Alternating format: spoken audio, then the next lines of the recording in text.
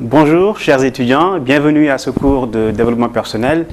Et donc nous allons explorer un certain nombre de questions sur lesquelles effectivement nous avons pensé qu'il était important de vous former et de discuter avec vous.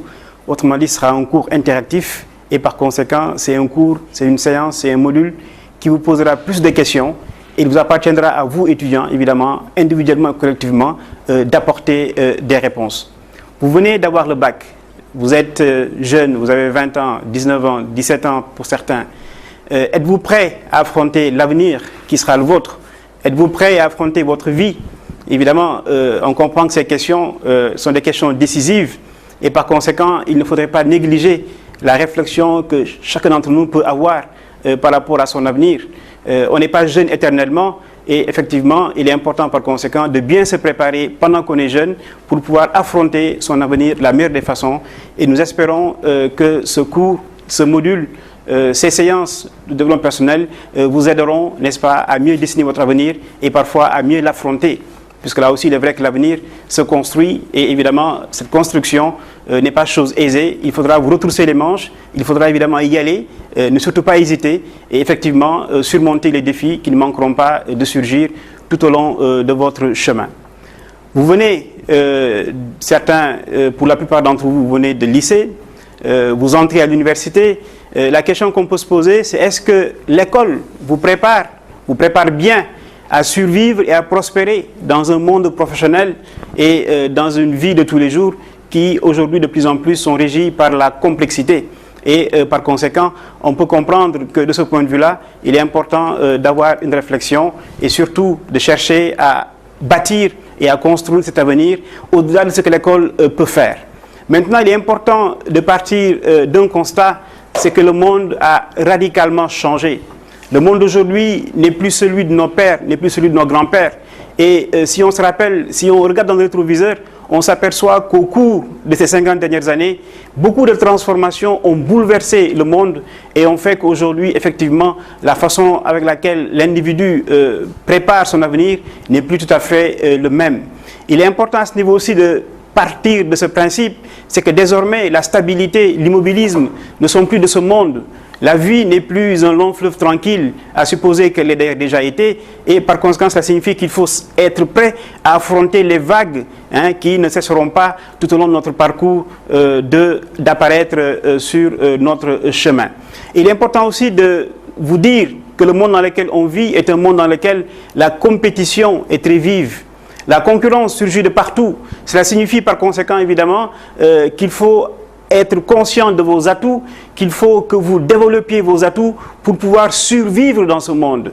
Par conséquent, il est important évidemment de pouvoir être conscient de ce niveau de compétition et de compétitivité par rapport auquel effectivement vous devez vous préparer parce qu'au fond évidemment dans le monde dans lequel on vit, n'est-ce pas, ne prospéreront, ne réussiront que ceux qui sont préparés à affronter cette concurrence. Maintenant, il est important évidemment de dire que non seulement le monde a changé, mais le monde continue à changer à une vitesse extrêmement rapide, à un rythme implacable.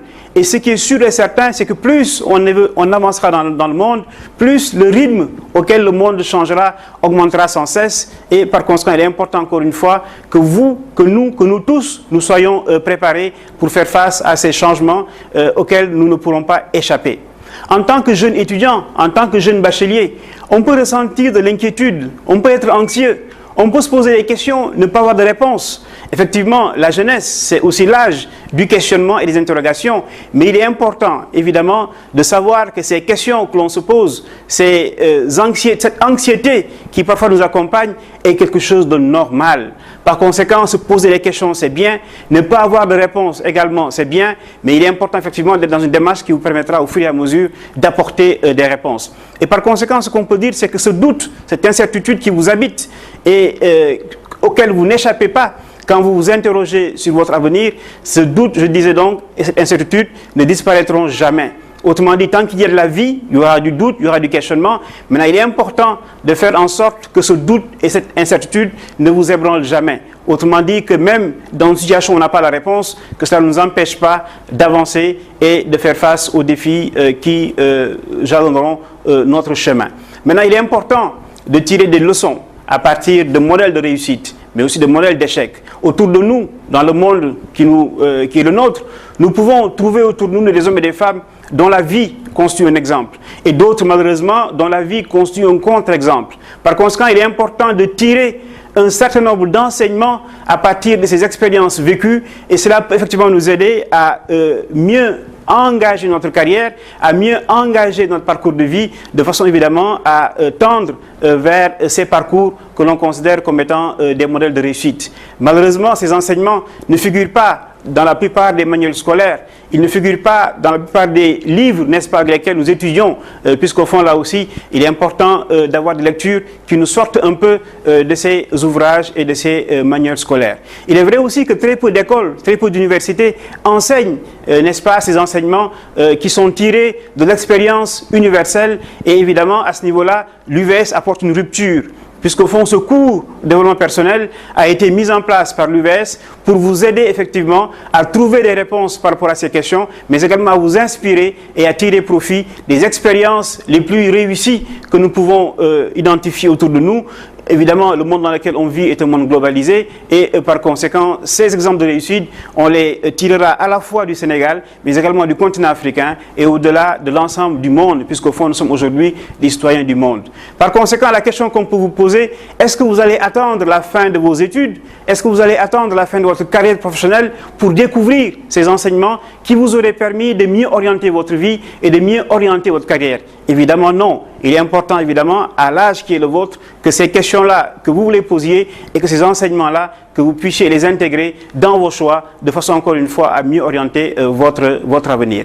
Et par conséquent, nous allons, à travers ce module, chercher à atteindre ces objectifs, dont certains sont ici présentés. Il est important, qui que nous soyons, d'aimer qui nous sommes.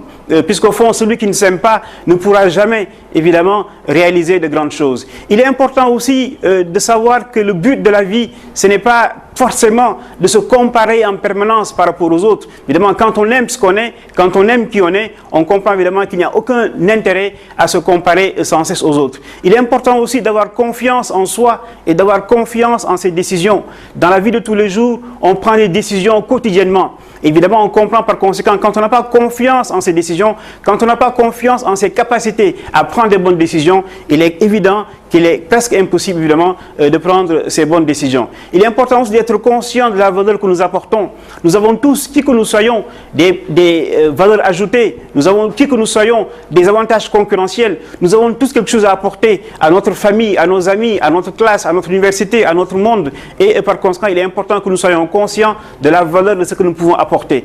Il est important aussi que nous soyons conscients des contributions que nous faisons, que nous soyons conscients de nos compétences, nos capacités, que nous soyons confiants en notre capacité à faire face à de nouvelles situations, que nous puissions, n'est-ce pas, présenter les idées les plus nouvelles, n'est-ce pas, qui nous viennent à l'esprit, et que nous puissions aussi être capables de recevoir des commentaires par rapport à ces idées-là qui sont les nôtres.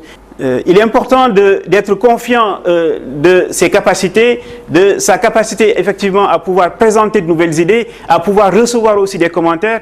Nous sommes dans un monde évidemment où le débat doit être promu et où nous devons nous tous être en mesure de pouvoir, n'est-ce pas, faire face à un débat et de pouvoir aussi nous affirmer lorsque les circonstances l'exigent et de pouvoir dire non quand il le faut, d'être conscient de ses forces, de ses limites, de savoir aussi évidemment, vu que nous avons des limites, qu'il est parfois nécessaire de solliciter une aide, d'aller vers le monde qui nous entoure pour que effectivement les solutions nous viennent de ce monde-là. Il est important aussi de pouvoir percevoir les obstacles auxquels nous pouvons échapper comme des défis et comme des occasions par lesquelles nous pouvons nous perfectionner. En Chine, on considère qu'en réalité, il n'y a pas de différence entre menace et opportunité, puisqu'au fond, dans cette vieille sagesse chinoise, toute menace est source d'opportunité et par conséquent, il appartient à l'individu, à partir des menaces, évidemment, de les transformer en opportunité. Et par conséquent aussi, il est important, par rapport à tout ce qui vient d'être dit, de pouvoir, là aussi, avoir un esprit critique, de pouvoir se remettre en cause,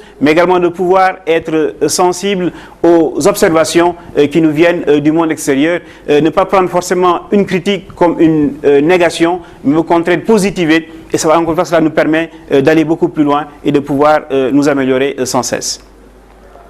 Et par conséquent, nous pensons qu'ensemble, nous allons chercher à développer auprès de vous cette confiance en soi sans laquelle rien de durable, rien de majestueux, rien de magnifique ne peut être fait. La confiance en soi, c'est la capacité de bien connaître ses forces et ses faiblesses, comme on dirait en Wolof, de reconnaître son plein potentiel en se référant à un sentiment de sécurité sans lequel évidemment l'avenir n'est que source d'inquiétude, mais également de pouvoir s'exprimer et de montrer ses capacités, ses habiletés sans craindre là aussi le jugement des autres. Malheureusement, nous sommes nombreux, n'est-ce pas, à être annihilés, à être paralysés par ce jugement des autres, alors qu'au fond, encore une fois, ce qui est plus important, c'est la confiance que nous avons en soi, c'est le jugement que nous avons sur soi-même, c'est le regard que nous portons sur nous-mêmes. Et on comprend par contre que celui qui a cette confiance en soi est en mesure de surmonter tous les obstacles. Celui qui a confiance en lui, rien ni personne, n'est-ce pas, ne constituera pour lui un obstacle. Et par conséquent, évidemment, cette confiance en soi, on peut l'exprimer de mille et une façons. C'est la capacité à croire en ses capacités, c'est la capacité de se fier à soi-même, c'est la capacité d'être assuré de son potentiel, c'est la capacité d'être conscient de sa valeur, de ses capacités, c'est aussi le fait de savoir que quand on veut atteindre un but, on va y arriver, c'est le fait de savoir que les rêves ne sont pas faits, n'est-ce pas, que pour être remis au lendemain. Un rêve, un vrai rêve, on doit chercher à le bâtir. Il faut évidemment, pour terminer, avoir du culot, avoir de l'aplomb. Et par conséquent, nous allons, au cours de nombreuses séances que nous ferons ensemble, à travers des activités individuelles et collectives, chercher à développer auprès de vous cette confiance en soi, sans laquelle, évidemment, vous ne pourrez pas bâtir ce que nous appelons votre développement personnel. Donc nous allons ici rapidement présenter cette première séance. Vous en aurez d'autres. Nous verrons plus tard, dans une seconde séance, que tous les êtres humains sont les entrepreneurs et par conséquent, ce n'est pas seulement ceux que l'on qualifie d'entrepreneurs qui ont les qualités entrepreneuriales. Dans la troisième séance, nous verrons comment développer son avantage concurrentiel. Chacun d'entre nous, n'est-ce pas, a un avantage, n'est-ce pas, a des atouts, a des forces et par conséquent, il est important que nous tous, nous puissions savoir quelles sont ces forces et que nous puissions là aussi nous valoriser. La quatrième séance va chercher un peu à nous expliquer comment est-ce que nous devons ou pourquoi nous devons sans cesse nous adapter. Et la cinquième séance nous traitera de la capacité de l'individu à savoir prendre des risques, puisqu'au fond, quand on parle d'avenir, on parle d'incertitude, et par conséquent, il est évident que si on veut affronter l'avenir, on doit être capable de prendre des risques, puisqu'au fond, c'est cela qui nous amène, n'est-ce pas, à nous engager dans des voies que nous n'aurions pas forcément empruntées si nous n'avions pas cette capacité à développer et à prendre des risques qui, encore une fois, doivent être des risques intelligents.